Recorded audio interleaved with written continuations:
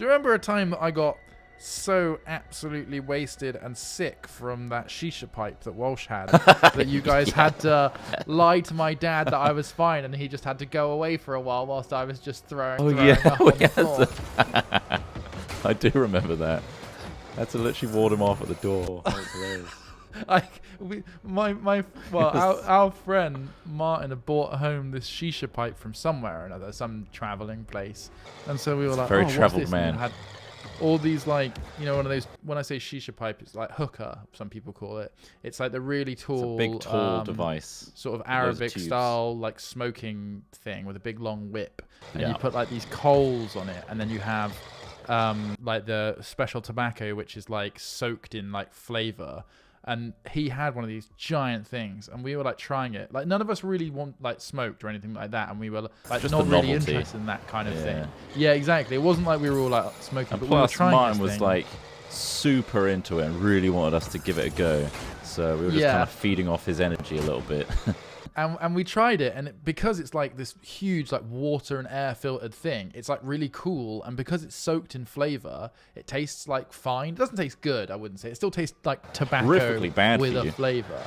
It's terrible. It's like concentration. a gigantic cigarette, like, but because it's cooled in water, you don't have the heat, so you don't realize how much you're smoking. Anyway, we were about, I don't know, like 17, probably. Maybe, no, it must have been younger than this. Must have been younger. College years, I think, or maybe before. Was it college? No, it must have been before college, because I think after none of school. You didn't have a car at that point. Oh, right, yeah, maybe it was. And you got your car when you were like 17, didn't you? So yeah. But anyway, my dad was picking me up, and like that day we'd been drinking beers all day or something like that, and then we had this shisha pipe as well, and I like you went hard with it. I went really hard because I was like, oh, this is really like this isn't bad at all, and like it's so easy to do. You do this a lot. And then fucking hell, all the nicotine or whatever just hit me, and I was just like throwing up into a washing up bowl, and my dad was picking me up, and I was just watching the countdown on the clock of like, oh my god, he's like, oh, we're gonna be like 15 minutes. And he turned up, and I was still just an absolute mess, desperately trying to recuperate on the floor. And I was just like, guys, you're just going to tell him to go away. And they're just like, what? What do you mean? We can't just tell your dad to just go away. Just tell him to go away. I'm just throwing up. And I was throwing up in this fucking bowl. Those meetups at his place are just insane. Do you remember the other one where our friend was chasing another friend in their underwear down the street with a bottle of lemonade and then slammed him into a gravestone? Yeah, that was me. That was you. That was you. That was me chasing Hawley, wasn't it? Yeah, in your underwear. Yeah. Country bumpkins. And then I was at this other house party of some person that I had a crush on at the time, and it was very much I am not in the same social circle as these people, and I knew you lot were at a friend's house as well nearby, but like still a couple of miles away, and you decided to all walk down in underwear as well and get me out of that party. Do you remember that? Is that the Why night is it always in underwear? Is that the night that you stole all the election signs? That was a different night. That was a different night in underwear as well. Yeah, there was a lot of underwear walking around. Everyone would tie their shirts around their head and walk around in their boxers around a village. Yeah, it's fucking weird. Yeah, there was a night where we decided to be politically driven people that had no real political affiliation, but thought it would be funny to swap people's lawn signposts of who they're voting for around. So you swap like a Liberal Democrat for a Conservative. Oh, right. Fuck's sake, that's quite funny. I mean, who's doing that, though? Who's putting them on their lawn? Is that a thing?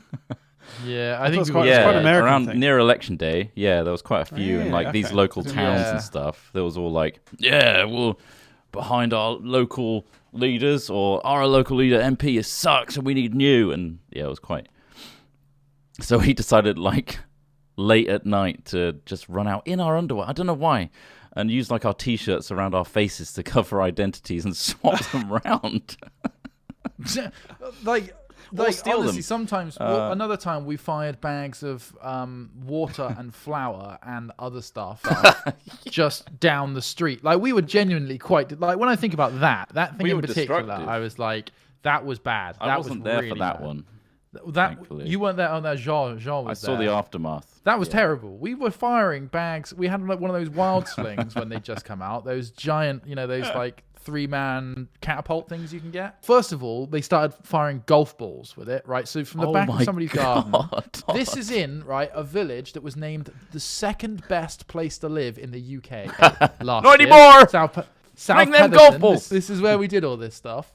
Our friend lived in this terraced house, like just with his mum, and his mum was like very she was just let us do whatever the hell we wanted. She was really nice, and we'd often have like the whole house to ourselves. It was only a little house. It was like a 2 up, 2 down kind of house, but he had this garden behind him, and we were out in the back of the garden just firing these golf balls from this wild sling just out into the village, like out over rooftops. They just sail off into the distance, and I was just like, guys, this is super dangerous.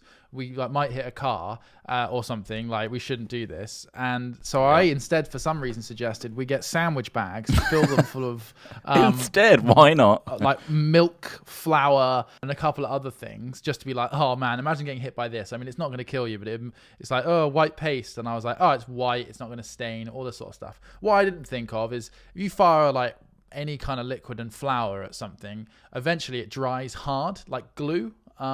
And so we were firing these sandwich bags full of this like mixture just from my friend's garden. We then just went out into the road because it was like a really quiet day. So we were just firing down the road to see how far they would go. And these are going like 300 feet easy. They're going miles. They're disappearing from view and like slapping into the side of like these like people's houses. And like one guy had one hit the side of his chimney and it just went everywhere, all over the top of his house. Next door neighbor had one hit their car and it dried out on the front of the car, and we were like, oh god, it's dried out, we should wash it. So we went and washed the front of the guy's car, but we used abrasive brushes. So the whole of the front of the car got scratched up, like all these micro scratches, because we'd used abrasive brushes when trying to fix it, right? It was really bad. And the next day these bags kept on turning up on my friend's doorstep, like passive aggressively, like, we know you did this, as well. Like, it was definitely like, well, we're gonna go into hiding. We'll see you in a couple weeks. Yeah, that was bad. I mean, we were like 15, I want to say then, but that was the most delinquent I think I've ever been. But I'm at glad the I wasn't time, there for that one. honestly, at the time, The guilt must have been insane.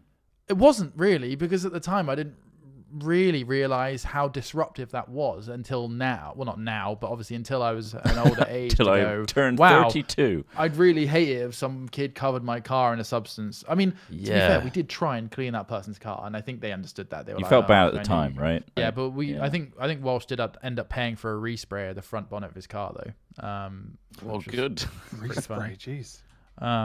Yeah, we fucked it up pretty bad. We used like wire mesh stuff and things like that. It was really stuck on there, you see, so we had to use quite a strong abrasive scrubber to like get it back off. Get the metal brush from the kitchen. Yeah, that one. That'll do it. Yeah, that looks good. That looks fine. But yeah, kids are stupid. Sometimes you got to appreciate that. And, I've definitely given kids a free pass a few times because I've remembered the stupid shit that I did. Ah, yes. This is that turning point in your life. Enjoy it. Yeah. Revel in it. Yeah. Well, anyway, let's play some Rocket League. Yeah, let's play some Rocket League.